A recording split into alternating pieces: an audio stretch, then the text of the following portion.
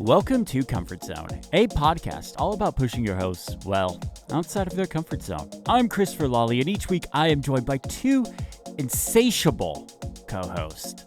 As always, I'm joined by Matt Birchler. Matt, how are you doing? Oh, Chris, I'm so uncomfortable.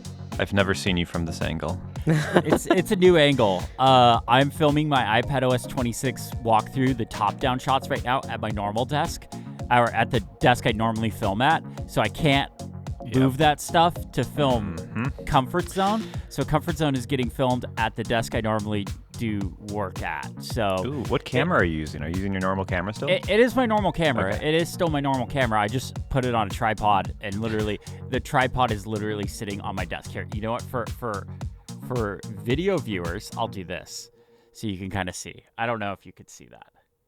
No, because I used the wrong camera. I'm an idiot. What? There we go. There we go. Video viewers, you can see that's the opposite side of the setup right there. Nice. Yeah. So, yeah.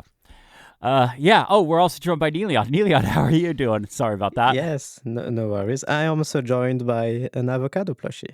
So there Does you the go. avocado have a name? No. Is this an avocado friend who is also a Focus app? No. It's just a plushie. It's just a plush avocado. Why has everything to be an app? Huh? I wasn't going to bring it up, but since Matt brought it up, I did try Focus Flight.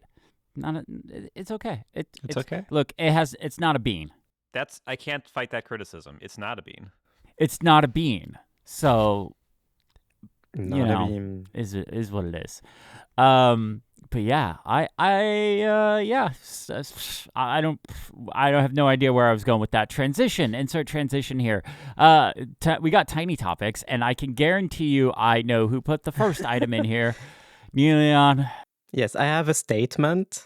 Yeah, it's wrong. I published on Mastodon that I will have a statement today on Comfort Zone as the official representative of the color orange. I have something to say about the new orange iPhone 17 Pro. That's cosmic orange, by the way. Sure. It's the wrong kind of orange, is my statement.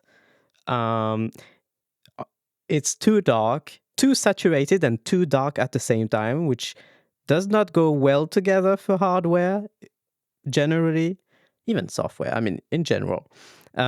Orange should be brighter, lighter, more pastel, if you know what I mean. This is not the correct orange.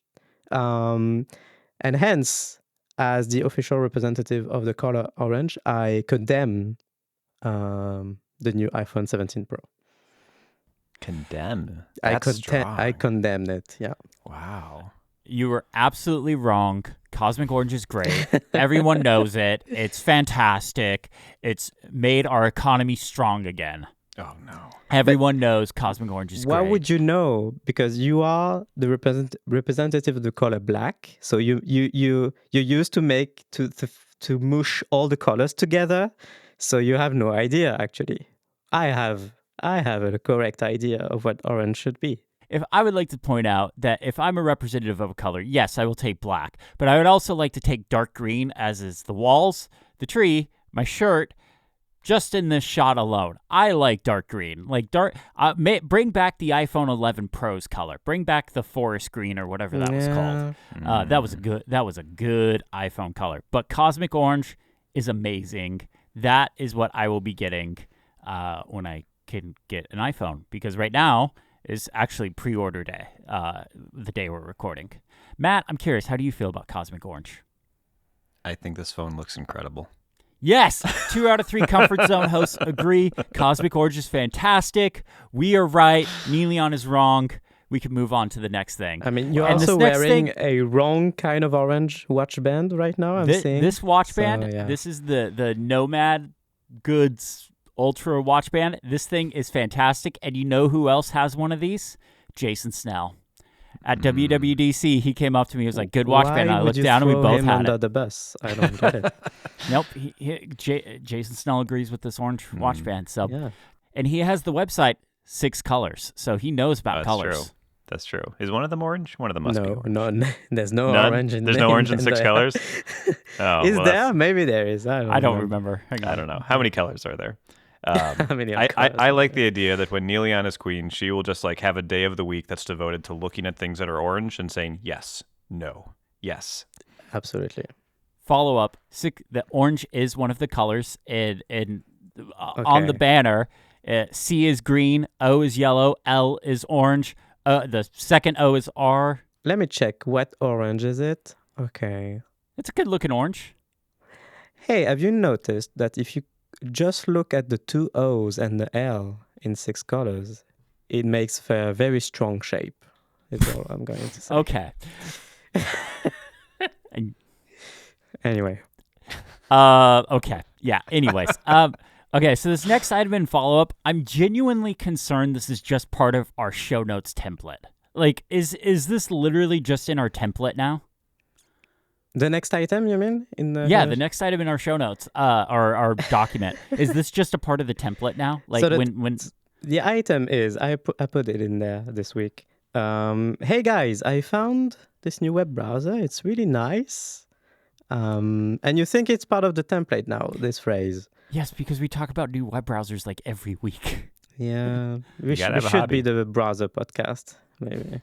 No thanks. I'm good. I mean, you have no choice. I legitimately do not have a choice. It is a WebKit browser for me. I just get to choose what skin it has it, and if I choose something other than the default one, I don't get to use extensions. Okay. Anyway, so I put it in there because I'm in the browser void nightmare of I don't know which browser I want to use. You know, a few weeks ago I switched back to Arc, and then it got acquired by the worst company I could think of to acquire the browsing company, Atlassian. So I don't feel like using it anymore, especially because they really liked, for this acquisition, in the context of this acquisition, they really liked to say that Dia is going to be great, and there was no words about Arc, so its future is very uncertain. Anyway, so it's a dark picture that I want to paint today of web browsers. I've been a user of Safari for a decade, and Safari looks terrible in Tahoe, so I ain't going to use that. Firefox, please somebody recommend a designer to Mozilla. They should hire one someday, is my suggestion. Vivaldi is kind of great, but a bit too great in terms of the amount of customization that you have on hand. It's overwhelming, and I am never able to have a setup that works right for me in Vivaldi. And Arc, as I said, is problematic now, and Zen browser is way too clunky for me right now. I've said it before. So my new web browser, it's really nice, guys, is Google Chrome at the moment. It's really nice. It's actually not great. I mean, I'm using it in a very simple and basic way, which is the way that I was using Safari before. With the exception that profiles in Chrome are a lot nicer than profiles in Safari, in my opinion. They're easier to switch between. And tab groups are much better handled in Google Chrome than in Safari as well. So, yeah. Yeah. I mean, this aligns with my ongoing unpopular message that Chrome is better than people give it credit for, so I support it. Yeah. Okay. Yeah. All right. Well, oh God, seriously. So I've added another item to the follow up, or the what are these called? Tiny topics. Tiny topics. Thank you. My brain broke. I have a really nice browser as well. I have, after months and months of deliberation, I'm back on Arc, and I'm just very happy.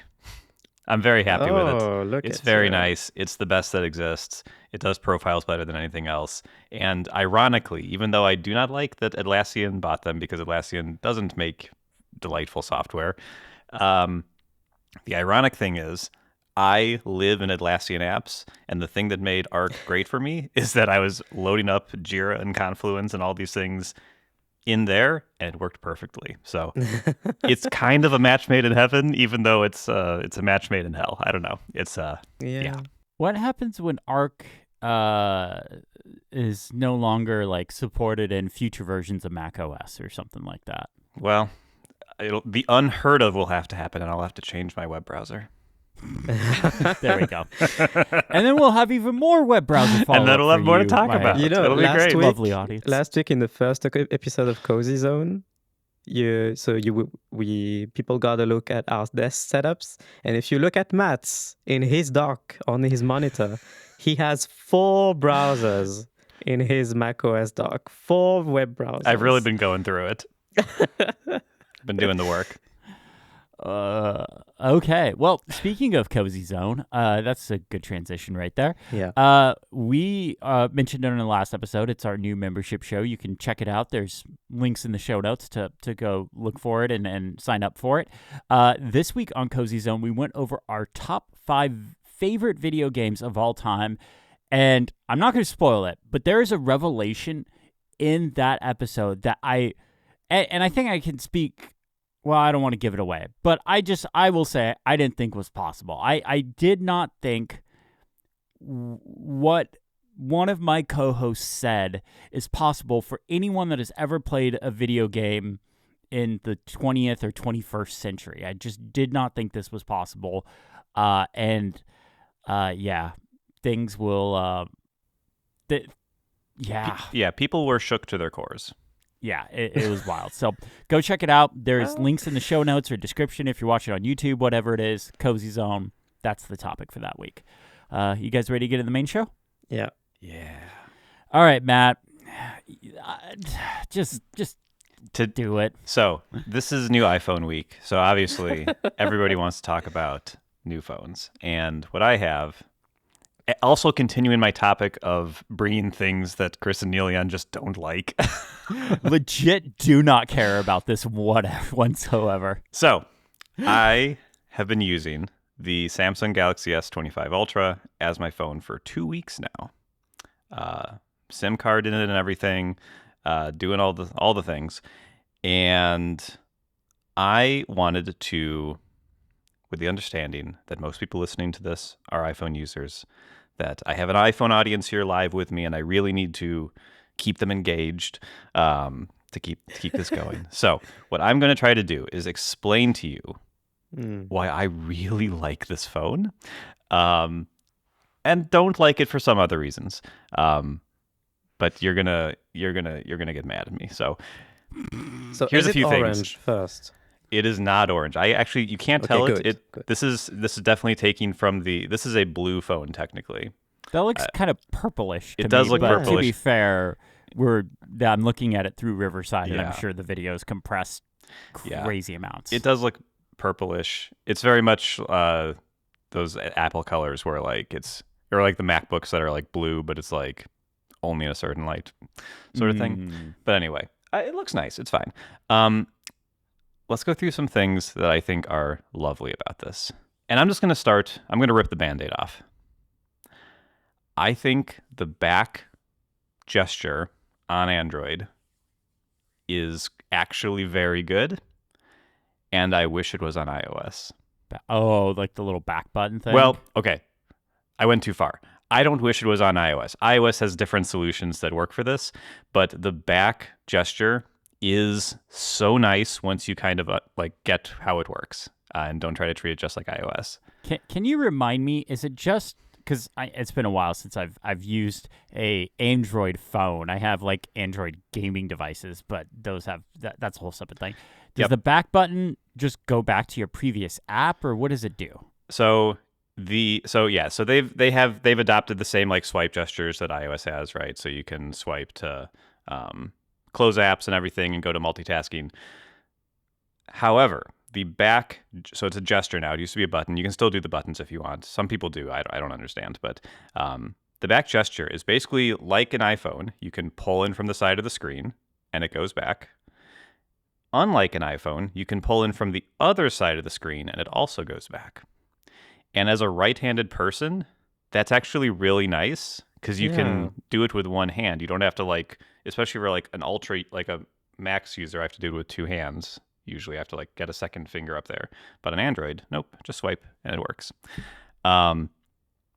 And it goes back to whatever you were just at. So if you're in an app, like you're in an email app, you're in your inbox, you go into an email, you hit back, you go back to the inbox. From the inbox, if you hit back again, where do you think you go? Probably home. You go to the home screen. But okay. If you go from if you click in a link in the mail, like you go to your inbox, go to an email, click a link in the email, it opens your browser, hit the back button, you go back to the email, hit it again, you go to the inbox. So you just go back in the chain. So it's kind of like, I would think of it like a browser back button where it just takes you to the last place you were. It could be the same site or like app, or it could be somewhere else that got you here, but it just keeps taking you back until you get back to the home screen and then there's no more backs to go. I think that's actually something that Android users miss the most. Like, I've seen this mentioned before multiple times, even among friends who have switched from Android to iOS, and they miss this. Like the fact that on iOS, there's not a single back button or back gesture or back mechanism even, because when you go back in iOS, yes, it's app dependent. Yeah. It's It's different usually, it's usually the same thing, but it's not always. Exactly, yeah. And it's interesting. It's always been like this on Android. Before, Yes. it used to be the hardware button, back button, then become an on-screen virtual button, and then they made it a gesture, which explains why it still works this way. I don't think they would build Android like that today if they started with just gestures. Maybe they wouldn't. Yeah, I don't know.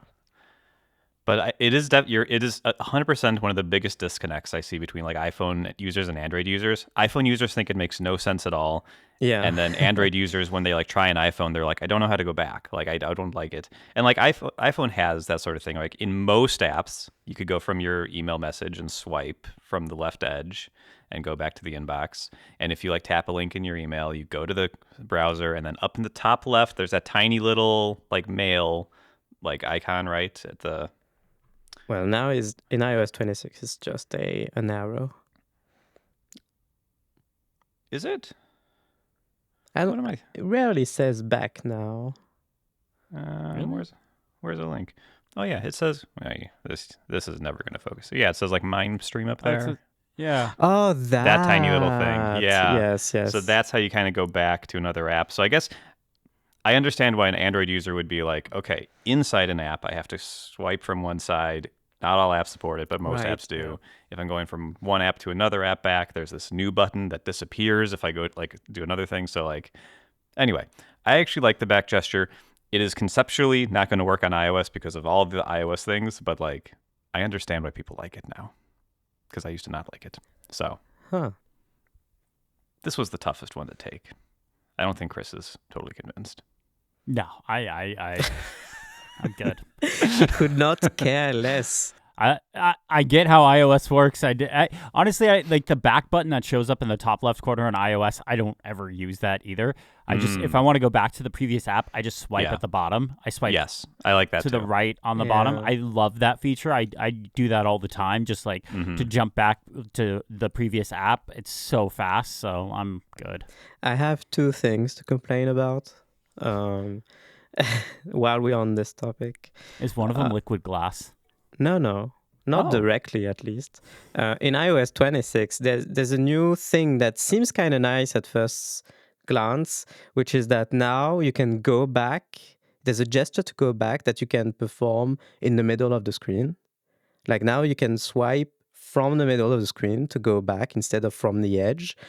However, that doesn't work when there's something interactive in the middle of the screen, like an email. If you're in the mail inbox, if you swipe in the middle of the screen, it's going to swipe on the email and perform the gestures on that email. So I kind of dislike that. It's Safari as well. You can now you can swipe back, swipe to go back from the middle of the web page instead of from the edge.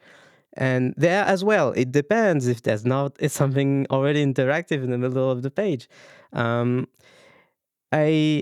don't really like that inconsistency. Interesting. I can't get that to work. It works really? in MimeStream for me. Yeah, it doesn't seem to be in every app as well. Okay. Interesting. I'm trying it in Safari. And I Oh, can't it get seems it. they did they remove it from Safari? Maybe they removed it in some beta. Yeah, I'm on some pages that definitely don't have anything Yeah, interactive. you're right. I'm not swiping on links, and it doesn't. I have to go to the edge to go back. Okay, at least it's not in Safari anymore if it's been there. But yeah, it's some apps like in a mail app, I believe. That was where I found it inconsistent and it could interfere with gestures. Anyway, the second thing I want to complain about is what was it again? I forgot. Oh no. Okay, that's it then. Yeah. It'll come back to you. Okay. Other nice things about this phone, and some just kind of Android things in general.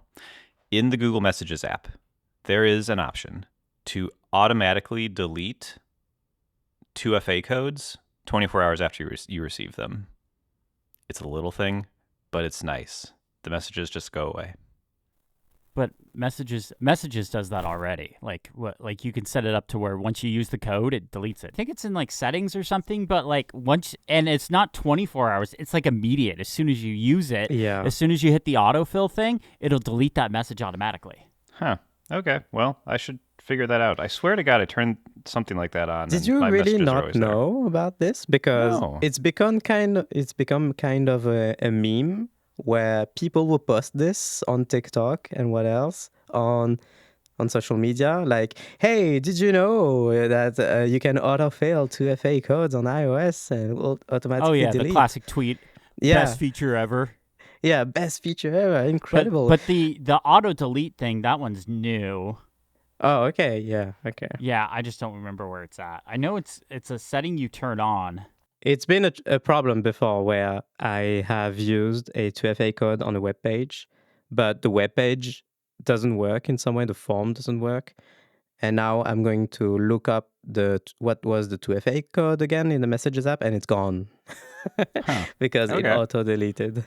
Okay. I'm in the Settings app. I don't see anything for this, but I'm sure it exists. I will find it. Well, or is it in the Mail app, Chris? Are we conflating the two? No, I know it's in Messages as well. It's in both. It's in Mail and Messages.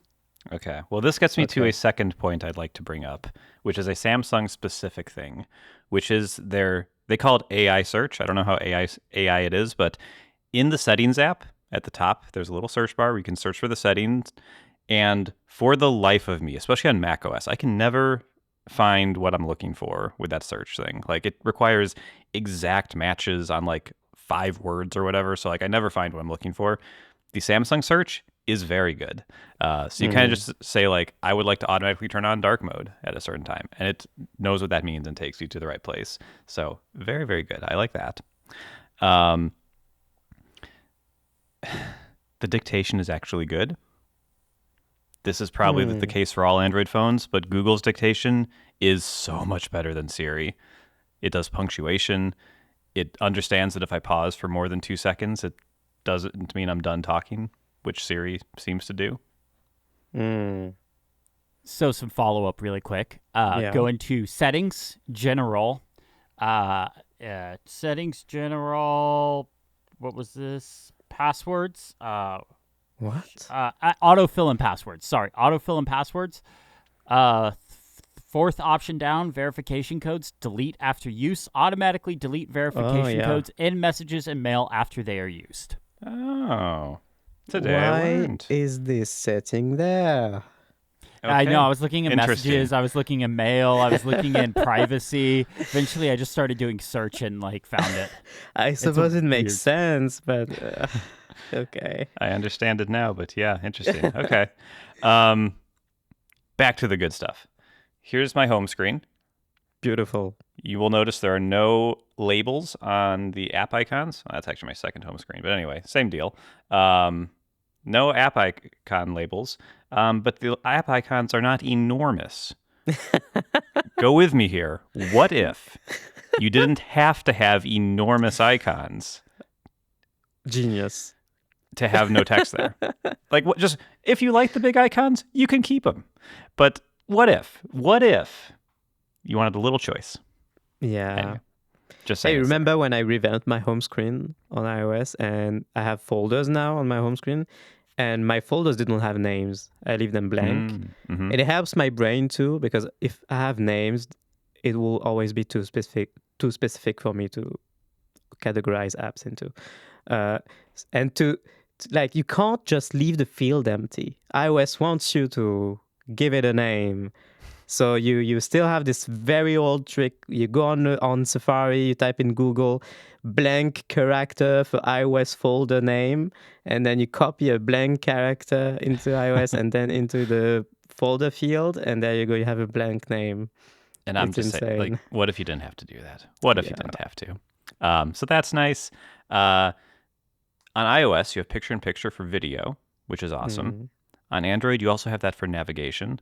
So if you're using a navigation app, the navigation can go into a corner, which you obviously won't use the full time, but it makes it very easy to get back to it, which is nice, and kind of monitor it while you're doing something else. Or if like the person next to you in the car is like using your phone for something, they can still see the navigation while they're doing whatever they're doing. The Play Store has this cool feature where if you're downloading a larger app, especially when you hit like install from the Play Store, there will be a little toggle that you can enable that says open the app once the download is done, which is very nice. So you don't have to like remember to go find it in your app library or something. That's nice. And then, the clipboard. There's a clipboard manager built in, which is cool. And what I really like is when you have just copied something to your clipboard, just like in the last like minute or two, and you focus on a text field in the kind of like the right above the keyboard, kind of where like iOS has, where it would have like, here's the 2FA code or whatever. When there's something freshly on your keyboard or on your clipboard, it will show what's on your clipboard and let you paste it, just like the 2FA code, which is really, really nice. Works with passwords, automatically masks them and everything, but like, it's quite good. So there's some nice stuff. And the 10x camera on this is pretty good, but it's kind of like the 5x camera that on the iPhones, where it's sufficient but not as good as the other ones. Yeah, I've seen the I think this is the Google Pixel, but I've seen the photos going around of the 100x lens. And those photos look terrible. Yeah, 100 is no good. 30 is pretty rough, but 10 is good.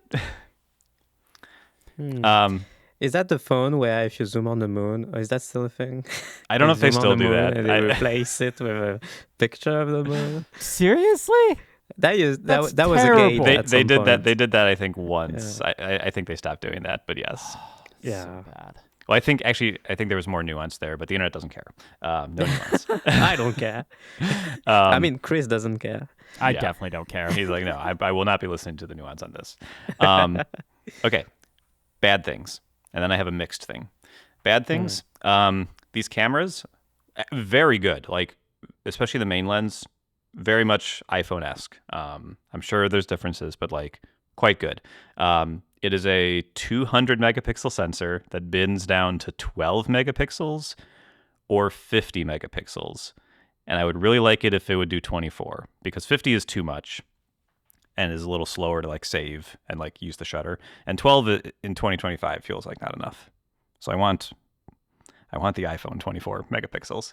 So that'd be nice. But the problem with them is that they are all on one side of the phone, and there's no like, what is it, the iconic plateau or whatever, or the camera bar. So this sucker wobbles like crazy. Like these stick down so far, and it just is a wobble machine. It's insane. I've never seen a phone wobble this much.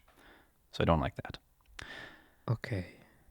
It also has very sharp edges. So if you remember the iPhone 12, 13, 14 generations with the stainless steel, it's that again. Yeah. I hate it. I really, really find it uncomfortable. So I don't like that. And then they have live activities, or like an equivalent of live activities, but they're not fully native to Android. It's a Samsung custom thing. So not every app supports them. Not that every iOS app supports live activities, but like not every app supports them. The ones that do are pretty good. I was able to monitor a football game yesterday with it. It will do. You can have playback controls there. So there's some of the stuff you'd expect, kind of some of the normal stuff, but it's not as nicely integrated. And Yeah, it's not quite as good as live activities. But then there's one last thing that I want to mention, which is a stylus. Ooh. So there's a stylus, and I don't know what to think about this.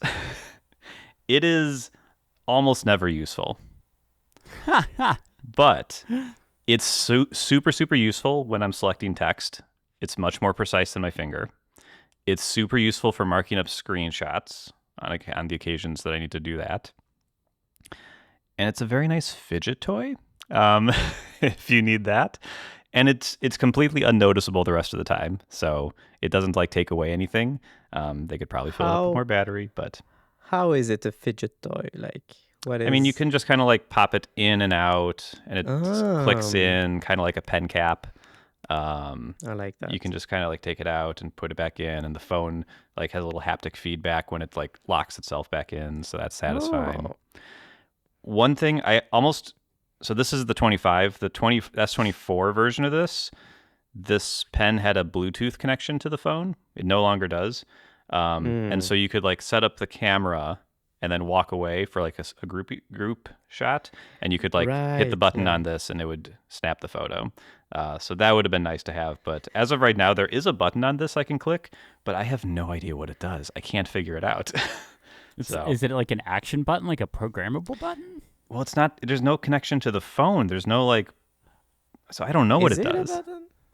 It clicks like a button. Maybe they gave me the wrong pen. Maybe I it's don't know. a locking thing when it's in its slot. I don't know. Well, there's a thing on the sides that I think it locks into, but yeah, I don't know. I'm really mixed on it. Huh. It's not necessary, but if this is like the Ultra phone that has everything, I do kind of like it as an add-on. And just kind of looking at it, it looks like it obviously takes up a lot of space. It's very long, plus you have to have the housing around it to store the pen. I think I'd rather just have extra battery life. Like, because like that's going to take up space. Yeah, and I've only been using it for 2 weeks, so I can't speak totally to battery life. I feel like battery life, you can't really say anything with confidence for like 6 months with a phone, which is tough. There's just a vibe that you get. Is it good or not? But it's great. I get compared to like an iPhone 16 Pro Max, like I am as unbothered by a battery as I am on the iPhone as I am on this. Like it's well more than enough for me. But yeah, interesting. But more battery is always good. So obviously, yeah, I'm excited about the 17 Pro Max and like the increased battery life on that. I'm excited to test that. Yeah, me too. But that's it. I'll put you out of your misery. I liked it. Chris was very close to yawning a few times. I know. Chris did not like it. Yeah. Here's the last thing I'll say, and this I won't bring it next week because I think you'll literally die. I also have the Google Pixel 10 that I'm testing. Oh yes, please do bring it next week. And so this one got to me a few days before, so I started using it, and I was like, "Oh, this is pretty nice." And then, but obviously, I'll like the Pixel more. Obviously, I'll be happier when the Pixel's here, and I'll like switch over to that immediately. I like the Galaxy more than the Pixel. Oh, okay. I need to sort my thoughts out about it more, but I can't bring myself to even move my eSIM over to the Pixel from the Ultra. Wow. Huh. Yeah, it's weird. Now, let me ask you something, because I highly doubt you're going to keep 2 flagship Android devices and probably go buy an iPhone. Are you going to return any of these devices?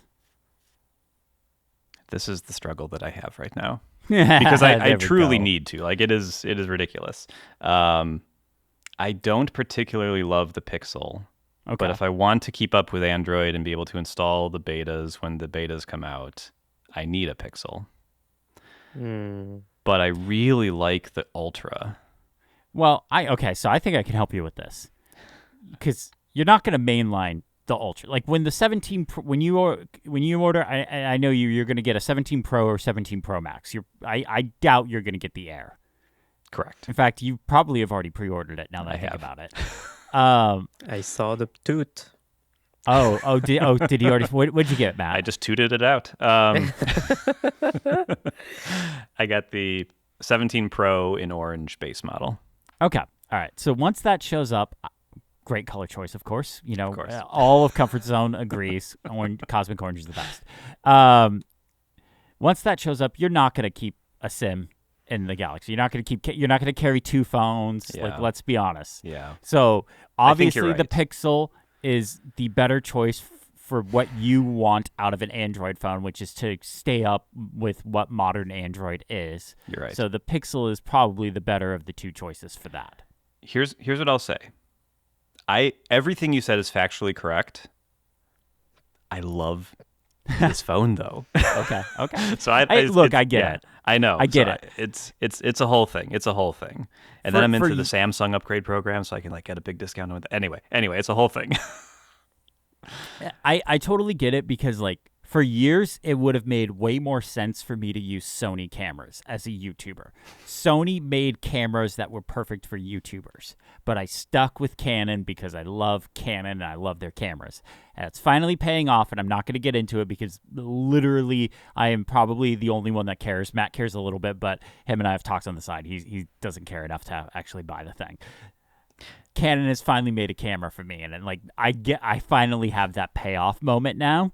So yeah, C50 looks great. yeah. I will live vicariously through you. But that's it. No more Android talk until at least next week, maybe longer. I hope next week one of us has one of the new iPhones at least. Listen, I should. We record What? Fridays. I'm going to the store after we record to pick up mine next week. Oh, that's right. They come out on Friday. Yeah. I don't know. I literally do not have review units right now. It's Friday the 12th. I'm not like holding out and like being like, I can't, I can't That's talk what about you'd because of the say if you embargo. were, though. I literally do not. I've got the 16 right here, and you can see the challenge thing. We'll get to it, but yeah, no. How big's that plateau? What are we talking Yeah, about? Is yeah, that yeah, iconic or not iconic? Is that iconic to you or Not what? quite iconic. Not quite. Hey, guess what? I also made an Apple purchase. Oh, what'd you get? Yeah, a silicone case. Not. Well, you got to order those now because they discontinue them, right? Like, don't they stop selling the old cases? The colors They changed, sell right? color. Yeah. They stop selling colors. Yeah. Oh, okay, yeah. Yeah. All right. Yeah. Anything else on this, or should we move on? Let's Oh, move the on. last thing, it's very, very fast.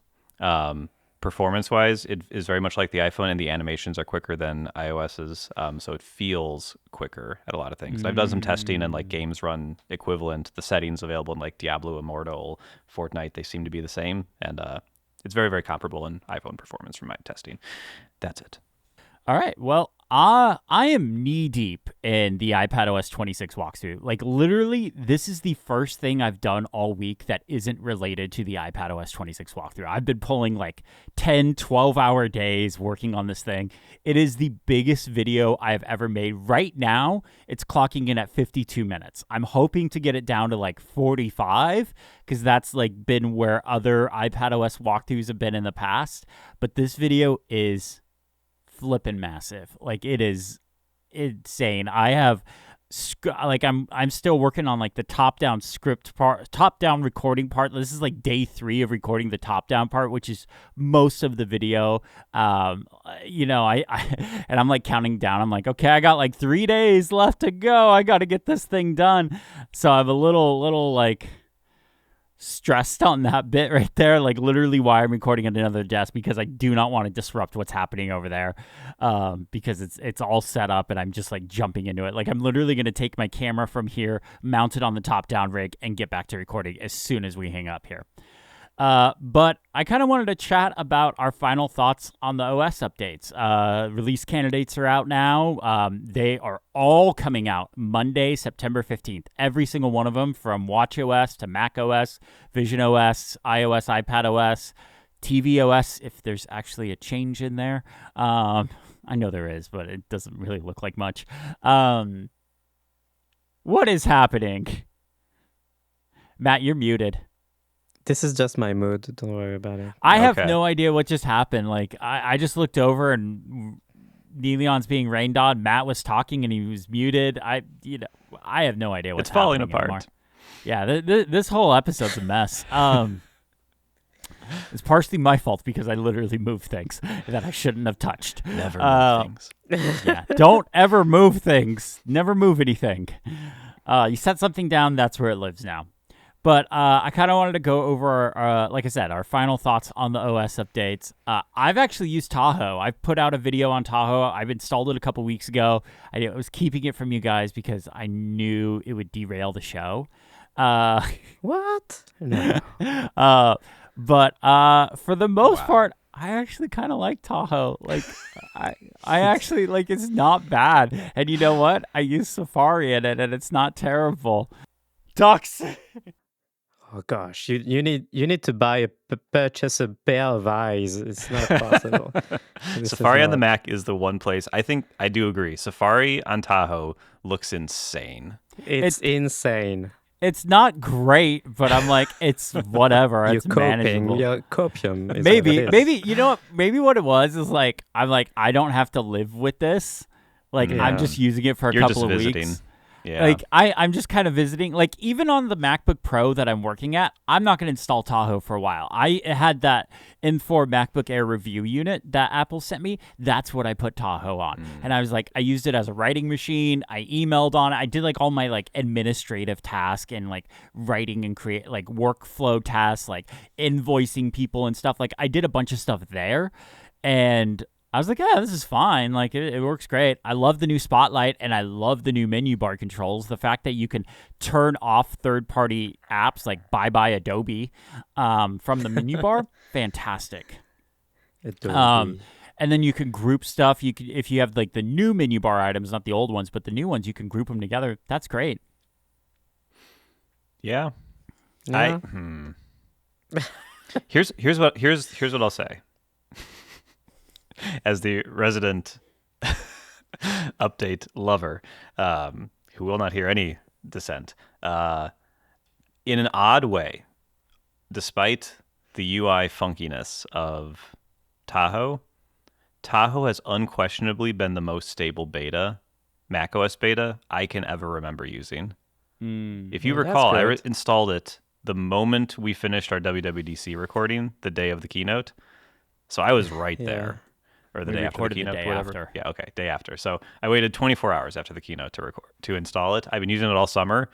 None of my apps are broken at all. Usually Final Cut screws up and like crashes randomly. Adobe stuff screws up. The audio apps that do like weird things always have issues. Like with the Rogue Amoeba apps, they always show like, hey, you're on a pre-release OS, things may not work right. And I've hit proceed anyway 100 times. No issues. So for me, it's been very stable. I heard on the latest ATP, John Syracuse says like everything's broken. So he's had a very different experience. But for me, it's been remarkably smooth, even if Safari looks insane. He's on one of those Intel Macs. They don't count anymore. Oh man. But yeah, I it's fine. It was fine for me.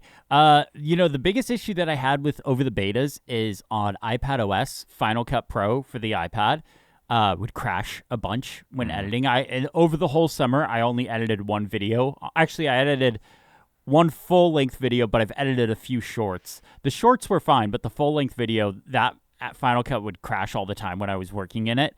So I just kind of like, okay, I'm going to put this aside. They'll put out an update when iPadOS 26 is out. I can use the MacBook Pro for the summer. That's fine. So I'm looking forward to getting back to like a 100% iPad workflow.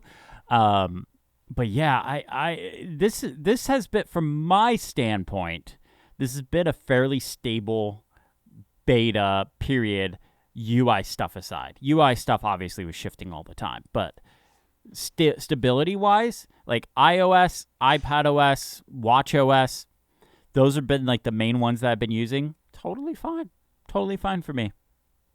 I am going to install Tahoe later tonight, I think. Oh boy. Because we are on the release candidate, so iMessage thread is about to get spicy. So let's just rip the Band-Aid off. I will install it later today after we record. And I don't have any additional thoughts. Like I've said everything. Yeah. I've said everything. I think it looks like trash on the Mac, especially. iOS, I got used to it. I still dislike it in a lot of places. But on the Mac is where I was worried from day one. The recording that we did after WWDC, I said on the show, I said, I'm worried about macOS Tahoe. You did, And I remember. am You did, yep. still worried today as I'm about to install Release Candidate.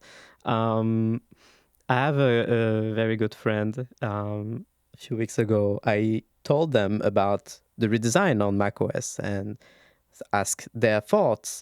And when they looked at it, like I showed them a bunch of screenshots. I remember showing them Jason Snell preview of macOS Tahoe. So because he's got a bunch of screenshots in there, and I remember him being shocked about the sidebars, like the floating sidebars, as almost as much as I am shocked about those floating sidebars. And I remember he said, I guarantee you, Niléane, Apple is not going to ship this. This cannot ship. Like, absolutely, this is not going to ship next month. And here we are, release candidate.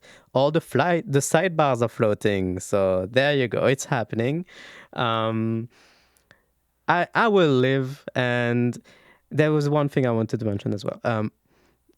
On Tahoe, the corner radius of the windows are all over the place. And that's intentional, supposedly, because concentricity and what else. I am praying that most of the apps I use get updated just for that corner radius, because I will not be able to bear it if I have to have a bunch of windows on screen that have different corner radius. Like that may drive me insane. Apart from that, yeah, I've said it all. Yeah. I actually have a take that you may not see coming. Okay.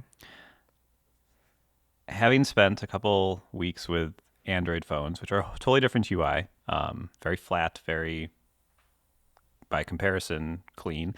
I actually, because I've been picking up the iPhone less, and like it's less like ingrained in me, like just seeing the same thing every time. I think it's a little garish. Like it's a little too much. Like it's a little like, especially when like I've got like the glassy, like on my lock screen, I have the glassy time, the glassy notifications, the glassy camera and flashlight buttons. It's kind of a lot. And I don't know. I think iOS 28, 29 is going to be sick. But I do feel like, especially being like re-exposed to just like a more simple design system and being kind of refreshed by it, it kind of puts it into context. And I do think they've kind of gone too hard still, and it's a little too much. Like I said a few months ago when we were talking about it, like they always do like these transparent UIs and then they dial them back, and then we have these opaque UIs, and then they're like, I bet we can make that transparent, couldn't we? And we do it all over again. So I don't hate it. I don't think it's a disaster necessarily, but like I don't think I love where they landed. I think it's still cranked up too much. So yeah. I am kind of in the middle. There's some bits that I'm like, but for the most part, I'm okay. Yeah. Well, and also because like when we're recording now, it isn't officially out, but Apple's just like approving and releasing liquid glass like updates. Like you can build with the new Xcode version and release, which I don't think they've done before. Usually you have to wait until... No, they did that. They started doing that a couple of years ago where you could release ahead of time.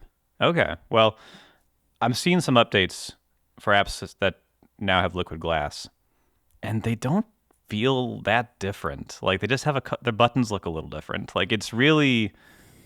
Which is going to really upset developers to hear, because like there's been so many issues with liquid. I mean, as you know, because you did this, there's been so many issues with liquid glass over the development period, over the beta period, that like developers have spent so much time just trying to get some of these buttons to work properly and their animation behaviors to be consistent. Yeah. And But like I but remember I know like, what you're saying, and I agree. yeah, like I don't want to call it any specific apps specifically. Like I'm not gonna do that here. But like I know on this is something Marco Arment has talked about a lot over the summer. Is like he's said like apps that don't do liquid glass are going to look old. Mm-hmm. And I really don't think the liquid glass apps look any different. Like it's blink and you'll miss it. Yeah. The redesigns I've seen, like it's very very subtle. So yeah, I don't know. Maybe it'll change by the time we have like more app updates out. But like after all this like hubbub and everything, like it's a couple menu buttons have changed, and it's like everything else is the same. So maybe there'll be some bigger redesigns that kind of blow this out. I got an update for Trainline today, the app that I used to book train trips. Public transit? I'm not familiar. We don't do that. Yeah. I don't. Is that like where like everyone has their own car and you drive on a road? It's where a billionaire digs tunnels and you drive Teslas into them. That's public transit. Any day now. Yeah. It's going to be ready any day. Yeah. Any day. Anyway, so yeah, Trainline got an update today with liquid glass toolbar, the tab bar at the bottom. And you're right. It's not different at all except for that. Okay. And yeah. it's just, and I think, is it worth doing that? Because it's just worse. Yeah. Because Well, now yeah. the tab bar, I can't see as clearly because it's over a bunch of things. Like Yes. all the travel details is under the tab bar. Like it's both very subtle and annoying at the same time. It's the worst of both worlds. I hate it anyway. Yeah. We'll see how this goes. There'll be a lot of updates. There's going to be a lot. But one thing I think we can all agree on, the unsung hero of the OS 26 updates, iPadOS. I mean, how great is it? It's fantastic. I mean, Like, yeah. it's 80% of everything that I've been wanting for iPadOS is there. Like, it's flipping great. Window management is great. The funny thing is there's definitely two groups of camp on here where there's some people that absolutely love it, and then there is some people like on Reddit that are so angry slide over and split view is gone. And split view's still kind of there. Like you could still do the 50-50 split view and have the slider, and now it's even better because you can do any ratio you want. It's not just half and half or 1/3, 2/3. You can literally just move that slider to any position. The thing that a lot of people are complaining about is the removal of slide over. And this one doesn't bother me as much because apps, when you put them in the new window mode, they now remember their size and position. Even after you minimize them, force quit them, reboot your iPad, they will always remember their size and position. So if you want to put the music app where slide over used to be, you can always have it there. You can then minimize it, quit it, reboot your iPad, and when you tap that music app icon again, it's going to open up right back in that position. So it doesn't bother me as much. Maybe it just takes a little bit more management, but it's one of those things that I actually think you have more freedom now because, yes, it will remember those positions. You can put them in the classic slide over position, but you can also put them in more positions. You can put them in like a more square window shape, or you can put them, you can push them off the side of the iPad's display. Like you can, just like on macOS, you can move a window to be off the display. Or like mostly off a display. Not completely off, but like mostly off the display. Like there's so much more freedom with this new window management system that I don't know why anyone is pining for the old system. I do not get it. I like it's not like I don't understand the iPad. I do not get why anyone wants the old system over this new system. Yeah, it's an interesting thing. I think the thing I've been kind of tracking this summer, as I've seen people use the new iPad OS, is it seems like there's two groups of iPad users broadly. There's people who like you who wanted more. People like me who wanted to just do more. I need it to be more like a Mac. I want those things. I want those extra features. I want that freedom. And then there's people who didn't want that. They wanted the limitations. They liked the like touch first, like swipe in from the side. Okay, I got it. Hide it away, and it's always there. I don't have to like swipe up to get the dock and then tap the icon or like make sure it's like whatever. So like, and they kind of got used to these things and they liked that it was different than the Mac. And now that it's like the Mac, they're annoyed that yes, they have this freedom. Yes, they can still kind of replicate their workflows, but it's kind of like I just showed you an Android phone where you can do most of the things you do on your iPhone. But Chris, you were completely uninterested because you're like, well, no, it's going to be worse in every way. I like it this way.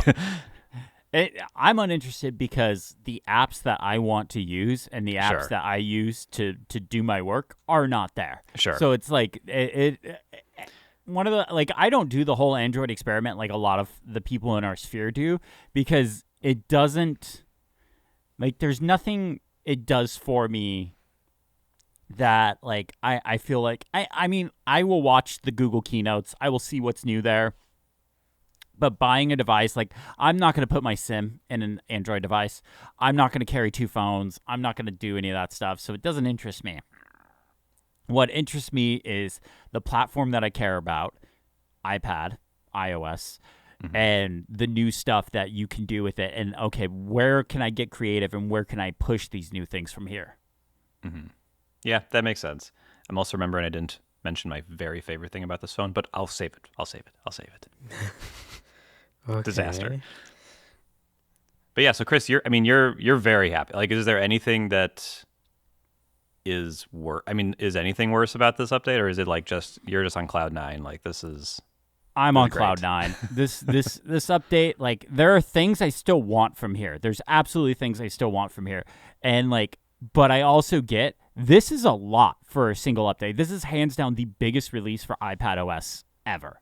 Like, even going back to when it was still iOS 9, that kind of stuff. This is hands down the biggest update, just like feature pack set ever to the iPad. I mean, I'll tell you right now. I have a 2-minute section on design, but other than that, in the first half of the video, but other than that, the multitasking and windowing stuff, all of that stuff that's built into there, and that includes like external monitor support, how it runs on like the iPad mini, the menu bar, the dock, all that stuff, is about 30 minutes minus about 2 minutes for the intro and a design segment where I talk about like, I'll mention more design stuff throughout this, and here's a few things. So about 28 minutes of my iPadOS walkthrough right now is dedicated to this window management system because there is some complexity to it. It's not simple and straightforward, but there is layers to it. Like Stage Manager is now a layer on top of this new windowing system. It's not like a separate multitasking mode anymore. So for me, like everything is better in this update. Like everything, there's nothing that I'm pining for to go back to iPadOS 18 or some previous version of iPadOS. iPadOS 26 is Apple. And like this is literally going to be the title. I think we've talked about it in a previous episode. iPadOS 26 reboots the iPad. This is a fresh start for the iPad. Between the M4 iPad Pros and this iPad, this is a fresh start for the iPad. This is Apple's chance to basically say we are recommitting to the iPad. We're going to keep going. Now my eyes will heavily be on iPadOS 27 and what's in that. Now I don't expect as big of a release that iPadOS 26 is and iPadOS 27. Because one thing I learned at WWDC, this new windowing mode took 2 years to make, which is why iPadOS 18 was so lacking of features.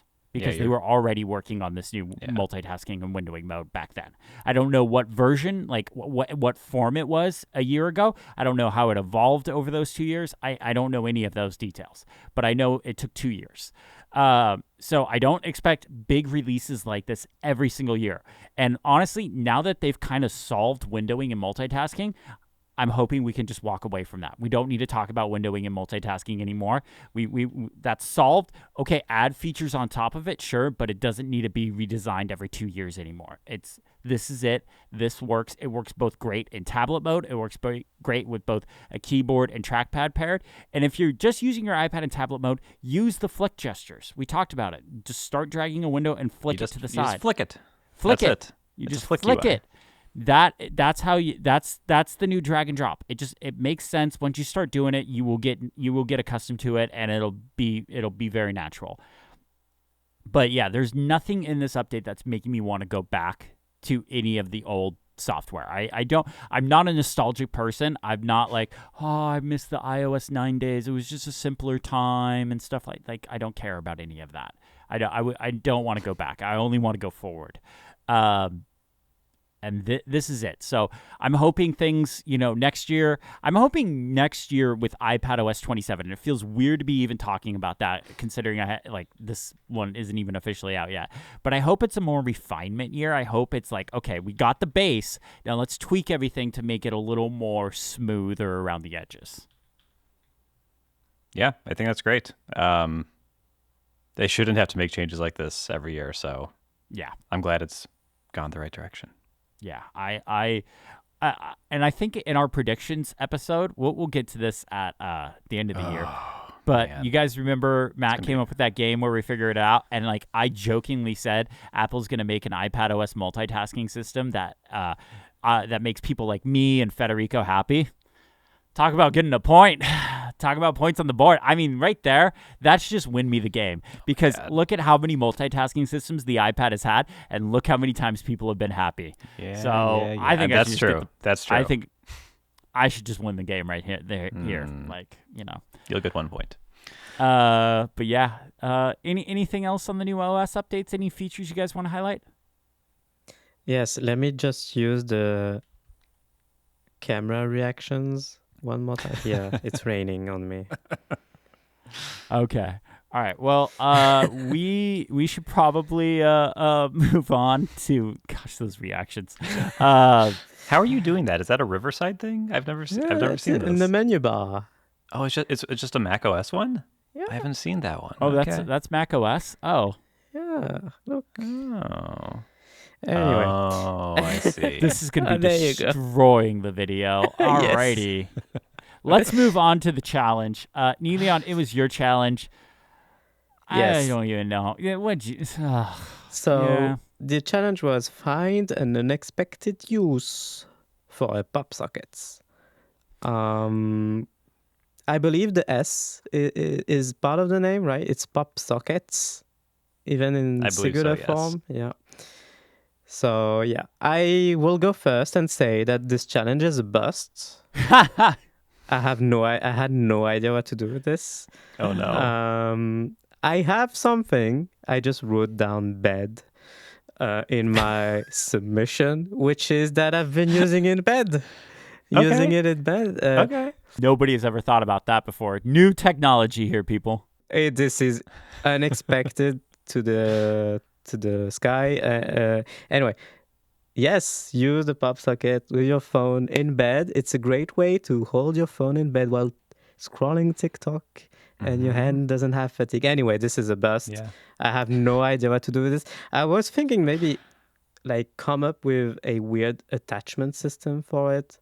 And I think... And there are attachment things for it, accessories, especially if you go on the PopSockets website. There are accessories. Maybe one of you got one. But they are way too expensive for what they are. They are also very ugly, I find. It's a bad combo. Yes. And I think when I proposed this challenge to you, this prompt, I had succumbed to the propaganda of PopSockets people who keep saying this is a versatile accessory.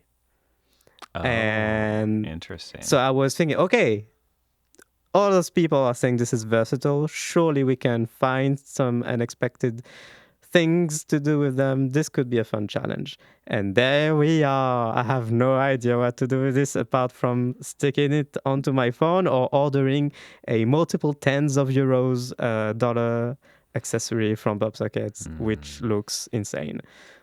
So I want to hear how much of a bust was it for the two of you?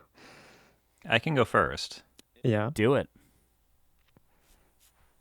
It was a mistake for me to even agree to a challenge this week because I traveled for work basically right after we recorded, and I just got back at midnight last night. Mm-hmm. I don't have a PopSocket. You don't have a PopSocket. I didn't have time to get one. I couldn't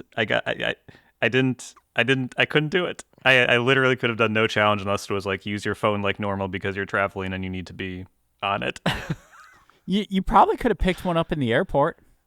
I probably could have. You know they have them Shoot. at some crappy kiosk there. Yeah, duty-free PopSockets. Yeah. Yeah, I probably could. There's a Hudson News that surely has. There you go. Yeah. Yeah, they definitely had them there. Yeah. I cannot tell you how stressful this week has been. Yeah, No. I kind of felt bad for you. I hit you up with two different things, a bug in one of your apps and something related to Comfort Zone. And like both times I was like, I'm so sorry to be to messaging you. Like It's fine. It's fine. But Yeah. yes, it was a crazy week. I was not able to do the challenge. I think this is the Okay, second double time I haven't bust. done it. Moving Oh, on. Chris. definitely a bust. Okay, so I ordered a pop socket, and Okay. mine was, I had to prove the best starter, so I got a Charmander pop Oh. socket. I spent an extra Oh. $10 to get this one, to get an officially licensed Pokemon one. So I spent $35 on this thing, and you know what? I came up with one use for it. And now I don't keep up with the pop socket trades. You know, I don't know what's happening in big pop socket land. Do Big- people know big you pop. can like hold it like this and watch like video Jesus landscape? Christ. Like people know that? This is like the main use of the thing. Okay. So the other use I came up for was Okay. annoying the ever living out of me. I hated this thing. This thing was stupid. It just kept getting in my way. I hate this thing. Yeah. Challenge is over. It's, it's I'm done with that thing. Hey. I just threw it across Yeah. the room for the Being audio listeners. harsh. This is the other thing. When I travel, I use a MagSafe wallet that's always attached to my phone, and so I couldn't use the pop socket there either. So I was Same. Niléane, you Same. won. Charmander Same. obviously loses. Charmander loses to Blastoise every What? time. No. Weakness. No way. You can't do it. No, because I have no Charmander idea. can evolve into Charizard, and Charizard can learn Thunder Punch. Thank you very Yeah, much, which what- is you- weak but- to Blastoise. And I believe Charizard has a higher speed than Blastoise, so he would go first. Charizard beats Blastoise. And also, like Matt, I use a MagSafe wallet and MagSafe chargers throughout the house, so I was constantly having to take the stupid thing off to put on the wallet or put on the charger. It literally, I was so stressed this week, and that thing just kept pushing me over the edge and annoyed me. I was so pissed off at that thing this whole week. I was like, I could not wait for this challenge to be over. It's not going to go into the box of tech that like I keep. That like I have this box of things like when people come over, I'd be like, hey, do you want any of these things that I have from that I got from my various work things like jobs? You can have it. No, that thing's going in the garbage because I'm not going to suffer or let anyone suffer at the hands of a pop socket. I mean, Niléane's making it look pretty cool. It is cool. Like, I think it like, for real, it's growing on me. You said that last week. I believe I said that off the air, which is right. Doesn't count. Yeah, Okay, so I want to okay. say on the air. It's growing on me, and you could have been smart, is what I'm going to say, because they sell always an option. MagSafe PopSockets wallet. You can get a PopSocket wallet with MagSafe. Oh, that's got to be chunky, right? I'm So not it's going to like give that company any more money. the phone, the wallet, and then the pop socket is part of the wallet. The PopSocket is right. It's part of the wallet, and you stuck it on the back of your phone, Okay. like a MagSafe wallet. Okay. Do not reward this company with your hard-earned money, listeners. They do not deserve your money. They make a terrible product. Banned. I do agree. The prices are a bit insane.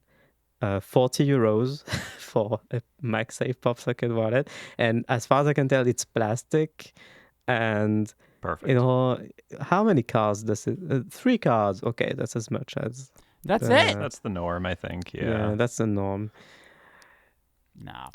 I hated this challenge. This one goes up there with like Coldplay, and I didn't even do this one. Like this challenge, literally, I've been so stressed this week, and that thing just added extra annoyance to it. Like it would just get in my way, like because I don't need a pop socket to hold my phone. I got big hands. I can type on it one-handed, no problem. It just kept getting in the way. This went great. I'm so happy about this. This went great. This is a great challenge. It was a bust, but in a great way. It pushed me outside of my comfort zone. I will There you admit go. to that, but not in a good way. I could have guessed that. Yes. Okay. Thank you, guys. Thank you, Guy, I guess, since Yeah, I'll see myself out. nah, we understand, right? The audience will decide, maybe. Chris, you have a new challenge for us. I do. All right, I'm going to put it in the document right now. And the challenge is relax. This is a Okay. very stressful time of the year. This is a time of the year where we're all busy. Matt, big business boy Matt, big business boy Birchler. Sorry, I did the wrong thing. Birchtree.me. Yeah, .gov.uk. Yeah. biz. edu.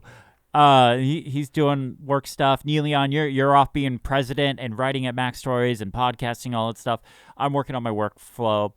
So what I want us to do is just take some time out of our week. This at any point this week between now and our next recording, relax. Do something with tech that isn't related to your work and you can't monetize it. Like, just do something with tech. Because, like, I was thinking about this and I was like, the reason why I got into all of this, YouTube, podcasting, all of this stuff, is because I love technology. I love fiddling with it. I love tinkering with it. I love just messing around with it. So do something that's just not related to your job that you just want to do for fun, and bring it to the show. Okay. So we need to make sure we don't have a sponsor next week. Otherwise, we will be monetizing what we did. Okay, now we're getting a little too into the, like... If you have an app to sell, don't talk to us next week. No, do not listen to him. Contact John Voorhees. Please sponsor us. We could use your money. Voorhees at MacStories.net. Please email. Please email John Voorhees at macstories.net. I don't know if that's his actual email. Look it up on macstories.net. But yeah, email him. Sponsor us, please. We will take your money. But I'm worried about Matt. How will he fit this relaxing time into his calendar? His packed calendar? I have 30 minutes here and there. I can relax. Yeah, okay. There you go. You know. There you No go. big deal. Yeah, he can. You know what you do, Matt? You get some, like, AI generated video of you, and you have it attend one of your meetings for you. There you go. And then you go off and build, like, a model airplane or something. I don't know. Okay, that's a good idea. Yeah, there you go. All right, that brings us to the end of the show. Yes. Somebody put an end of the show question in the document before I could get to it, so I don't know who put it in there. I put it in it. Oh, yeah. Why don't you read it then? Somebody named Bastian submitted an end of the show question for us. It seems long in our document like that. It's a very simple question actually. They're basically asking what would our ideal browser be like if we could cobble it out of components that we like from different real browsers? What's a fictional web browser that's ideal to us that we would create if you could? I mean, definitely Chrome engine, because I'm tired of Yeah. switching web browsers every time I need to do something different. Safari's OS features like tab profiles and like iCloud tabs and stuff like that. Like, those are really useful to me. I see in here one of the things that he mentioned was a built-in ad blocker. Absolutely not, because I like to be able to pay my mortgage. Sorry, I'm a little selfish there. Little selfish there. I like being able to pay my mortgage. I know, a little weird. And then you know what?